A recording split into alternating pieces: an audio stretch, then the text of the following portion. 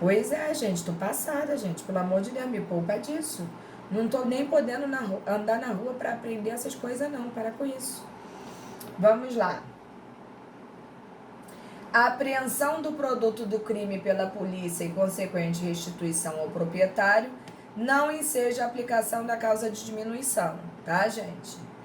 Tem que ser realmente voluntário. Se a restituição ocorrer depois de recebida a denúncia ou queixa, será aplicada a diminuição prevista no 65.3b do CP. Sendo apenas parcial a restituição, será aplicada o 66 do CP. Indagação muito frequente em concursos públicos é quanto ao cabimento do arrependimento posterior no crime de roubo.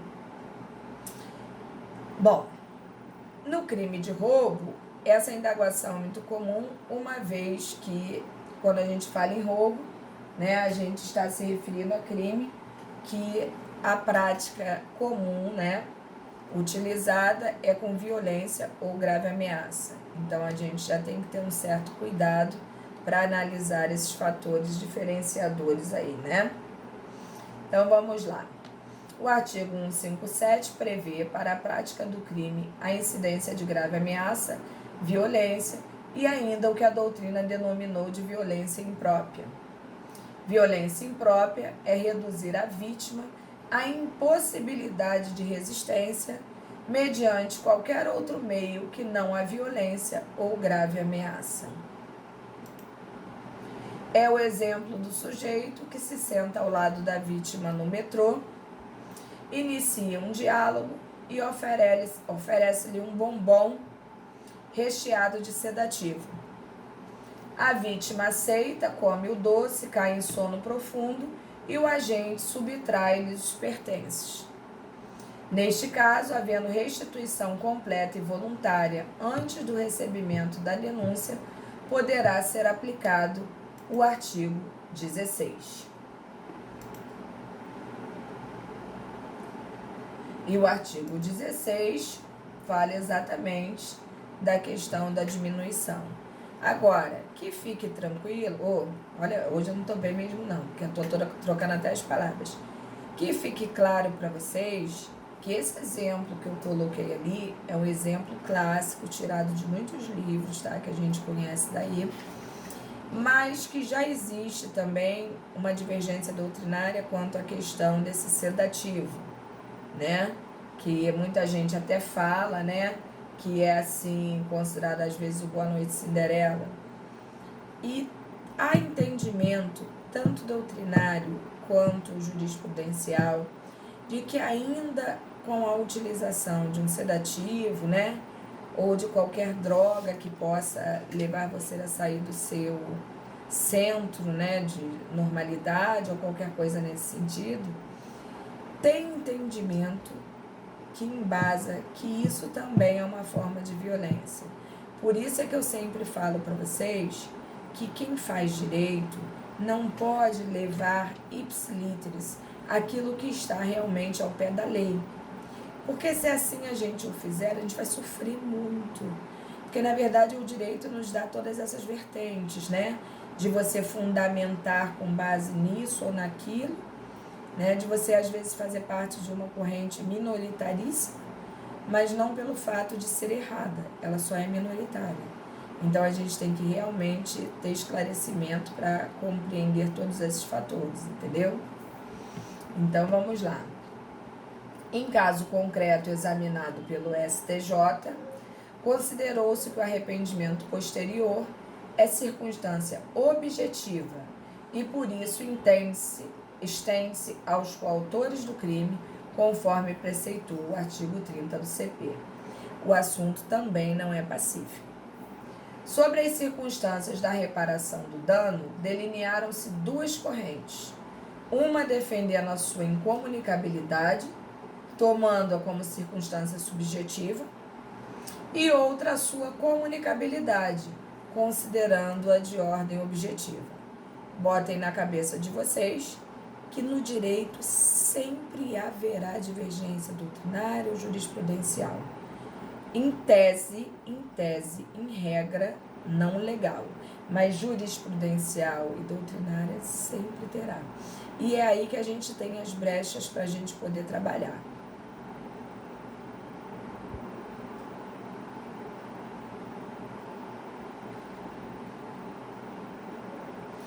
Luciano, olha só, isso daí também já foi muito discutido, principalmente quanto à relação do simulacro, como você está colocando aí, né? A questão da violência imprópria, uma vez que, em verdade, um simulacro não pode gerar nenhum tipo de dano à pessoa, né? Mas tem gente que entende que essa violência, ela existe, uma vez que ela é geradora de uma ameaça, e sem aquele simulacro a pessoa não teria a menor condição, no caso o agente, né? Não teria a menor condição, por exemplo, de praticar o roubo, ou a ameaça, ou seja, o que fosse, né? Então tem gente que entende que sim. É aquela história que eu falei para vocês sempre vão encontrar, parece até que é maluquice do professor, né? Mas em verdade há entendimento, graças a Deus, há entendimento que diz que sim, na minha concepção sim, tá? E há entendimento que diz que não, tá? Antigamente, por aí. Antigamente, não, é porque na verdade eles dizem que se a pessoa que está sofrendo, por exemplo, o assalto, soubesse que aquela arma é de brinquedo, ela não seria assaltada, entendeu? Em verdade, ela representa um temor, né? Inclusive, lamentavelmente, já houveram casos, né, de pessoa que morreu num assalto porque tinha problema cardíaco e a pessoa apontou a arma e, obviamente, quem está sendo assaltado não vai reconhecer se a arma é de brinquedo, se a arma não é de brinquedo, né? Em sua maioria, a gente não reconhece. Mas e a pessoa vai lá e sofre, de repente, aquele ataque cardíaco ali fulminante, porque sofreu uma carga emocional muito grande. Isso tudo é discutido na doutrina. Tem gente que vai encarar como aquilo que o Luciano acabou de colocar pra gente aí, e tem gente que não. Mas fato é que o simulacro, ele hoje, apesar de se entender que existe uma violência, e nesse sentido, como o Luciano falou, imprópria, tá? Mas ele é enquadrado no seguinte sentido, né? Ele vai responder sem a menor diferenciação em relação a apenamento, entendeu? Isso é só para que vocês tenham uma ideia de como funciona na prática a coisa. Essa é a vontade, boa, essa é a vontade. Homicídio nexo causal. A gente tem que ter muito cuidado, né, com essa questão do homicídio nexo causal, nesse sentido que tu colocou aí, Luciano. Porque aí a gente vai para aquelas situações que nós aprendemos, né, no período passado nós chegamos a ver alguma coisa e vamos ver nesse de novo, né? Aquela história da causalidade, do nexo de relatividade existente, né? Porque se a gente parar para analisar, uma arma apontada para uma pessoa não gera infarto, né? Eu aponto uma arma para 1000 pessoas e ninguém infartará, porque a arma só mata alguém se ela for disparada, não é isso?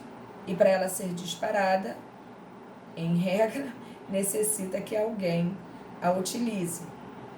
E, em regra, também, uma arma apontada para uma pessoa não causa infarto a ninguém. Então, existe aquela situação, né? Existe nexo causal, alguém morre de infarto por apontar arma de fogo, e aí que levanta-se o questionamento de defesa, né? Nesse sentido. E isso rende, mas isso rende muita coisa, muita teoria, né? É um fato típico, a gente vai sempre tentar tipificar em alguma coisa, né? Entende-se que sim. Depende de quem for o seu cliente, com certeza, né? Isso vocês não tenham dúvida, gente. O bom do direito é exatamente isso que vocês estão fazendo aí. Vamos lá.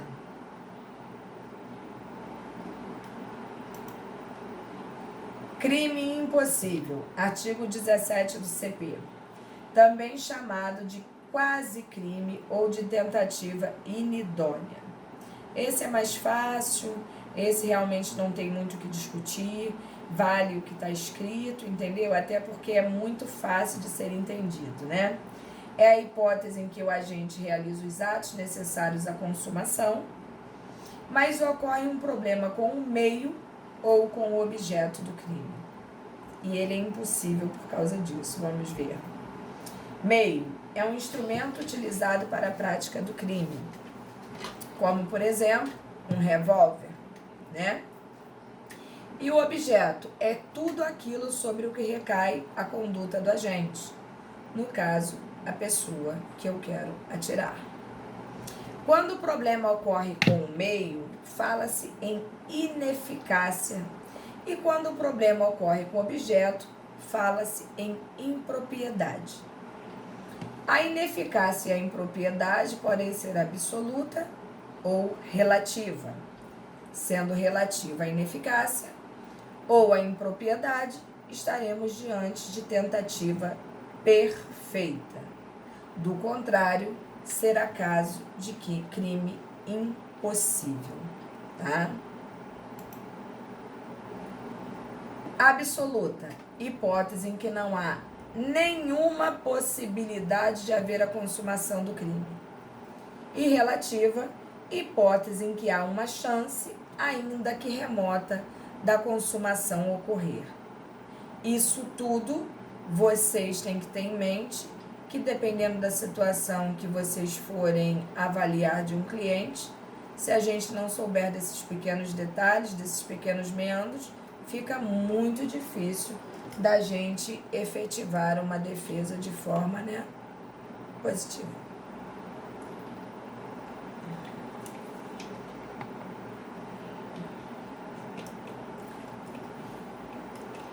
Cadê?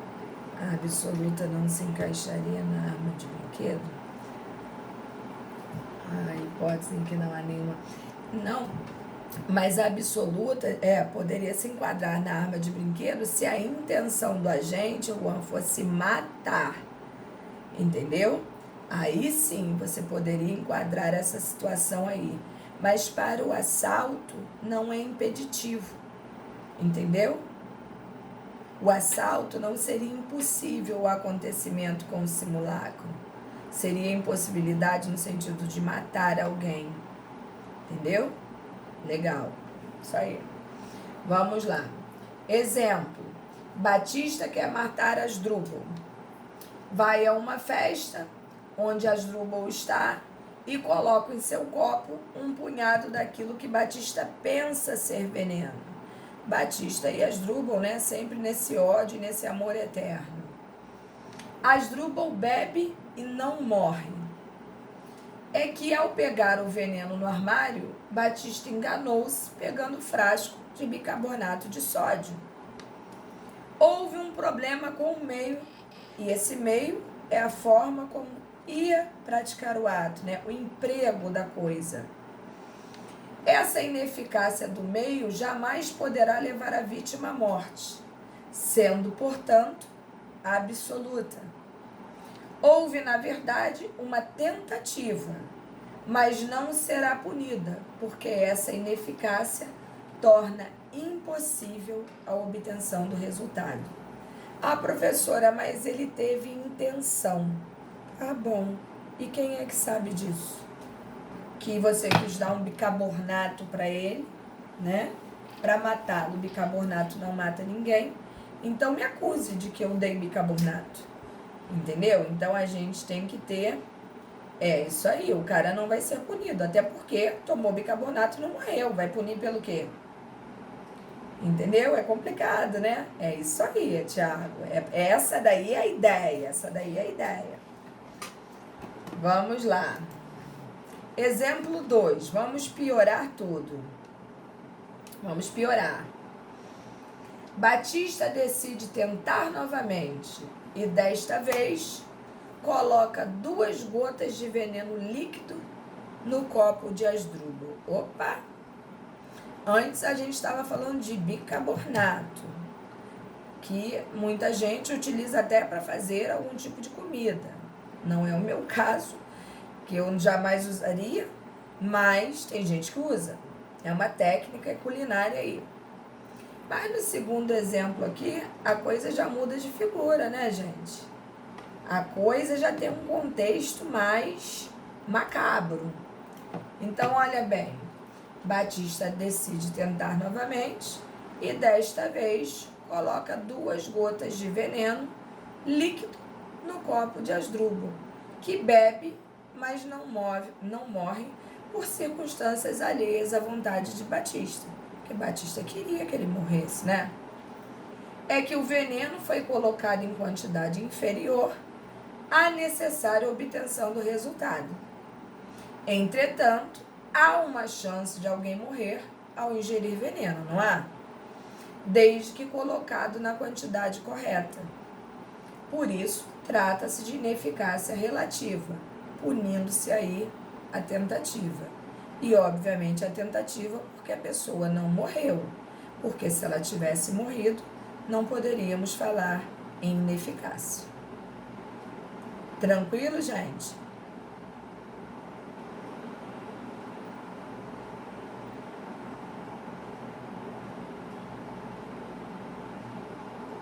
Isso aí, Luciano. Perfeito. Tá? Então, o segundo exemplo eu acho que ficou assim, né? Demonstrando muito claramente a questão da relatividade, né? Que houve a intenção, mas a ineficácia ali foi relativa. E se ele morre, não podemos falar em ineficácia. Agora, impropriedade do objeto, né? Exemplo 1. A mulher de Batista pensa estar grávida. Decide praticar autoaborto. Ela empreende todas as manobras abortivas, sem, no entanto, estar grávida. Não havendo, por esta razão, consumação do crime. A impropriedade absoluta do objeto se deu porque não havia o feto. Ela queria matar aquilo que não existia. Não se pune esta tentativa, sendo considerada também crime impossível. Tá? Deu para entender aí, meu povo?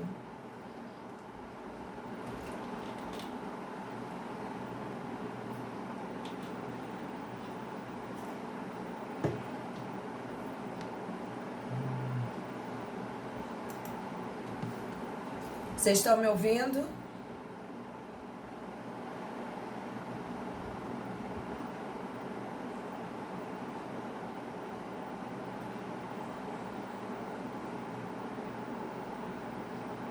Ok. Batista, Luciano, Batista é um incompetente, né? Até para furtar, a desgraça não sabe que é o seu próprio celular. É por aí. Vamos lá. Exemplo número 2 aí, ó. Batista descobriu qual a dosagem correta no veneno. Batista, ele é incansável, né? Ele não desiste. E a coloca no copo de Asdrúbal, que vem a beber, mas não morre. É que Asdrúbal tem compleição física invejável, né? Por ser um excelente atleta e por esta razão resistiu ao efeito do veneno. Houve, neste caso, impropriedade relativa do objeto, porque há uma chance de ocorrer a consumação. Batista responderá nessa situação também pela tentativa.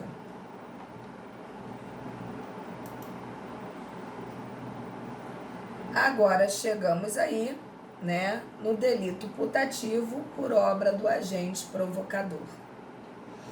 Bom, delito putativo, em verdade, né, nós já aprendemos lá atrás a questão da putatividade, não é isso? E nós vamos ver que, na verdade, a gente, quando fala de delito putativo, a gente está falando de uma coisa que, em verdade, não existe.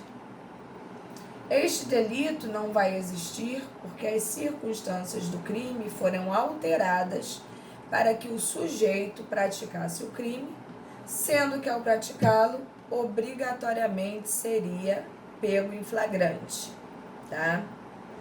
É hipótese de flagrante preparado ou de flagrante esperado, ou seja, o que for. As circunstâncias são colocadas de uma forma tal para que o agente seja apanhado praticando o crime. Qualquer pessoa pode preparar um flagrante, embora na maioria dos casos isso seja feito pela polícia, tá? Então a gente tem que entender que não é muito bem visto situações como essa ali, sendo o caso, inclusive, de liberação, tá? Do agente que ainda que ilicitamente tenha praticado certo ato, será enquadrado de forma diferente daquilo que naturalmente aconteceria se esse flagrante não tivesse sido preparado. Exemplo, os policiais sabem que em determinada localidade ocorrem furtos de veículos. Colocam então no local um automóvel novo, zerinho, bonitão, tinindo, né? Com os vidros abertos e a chave na ignição, e de preferência o carro ligado, vamos piorar tudo, né? Quando o furtador vê o automóvel naquelas condições, entra no carro e é apanhado em flagrante pela polícia. Na verdade, existe uma tentativa, porém a jurisprudência entende que, como a situação foi preparada, não seria possível a superveniência da consumação, sendo hipótese, neste caso, de crime impossível. O enunciado 145, da súmula do STF. Observação: se o crime se consumar, não se falará em delito putativo por obra do agente provocador. Aí, neste caso, não há que se falar na incidência ali da impossibilidade do crime, tá? Então, nesse sentido, a jurisprudência na atualidade é muito clara em relação a isso e já se pronunciou de forma efetiva. Alguma dúvida em relação ao nosso material, gente?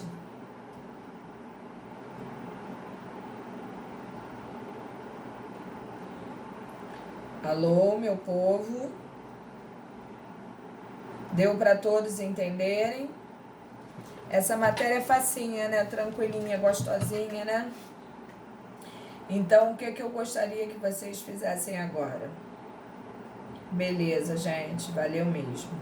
O que eu gostaria que vocês fizessem? Eu gostaria que vocês pegassem o questionário de vocês. Eu estou vendo aí que os alunos, em sua maioria, os que falam muito neste momento, estão quietos. Então, provavelmente, eles devem estar respondendo já o questionário, duelando lá, né? Se é isso, se é aquilo outro.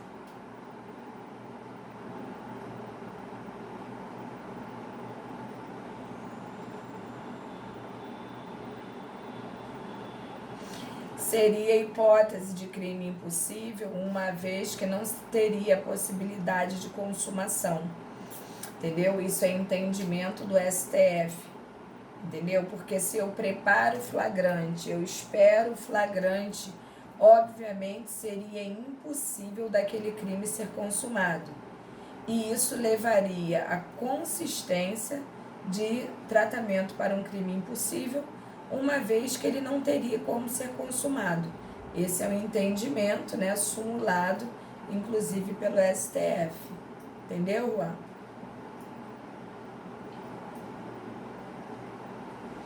Beleza.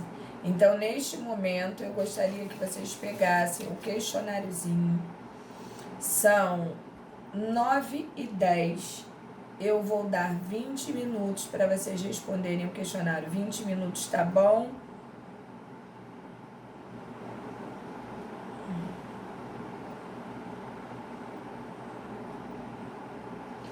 Tranquilo. 20 minutos é o suficiente para vocês?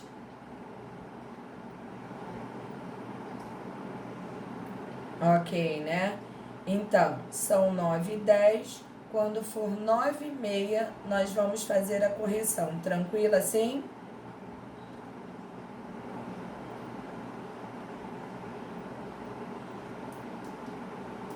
Show. Então tá. Então, daqui a 20 minutos nós estamos de volta aqui.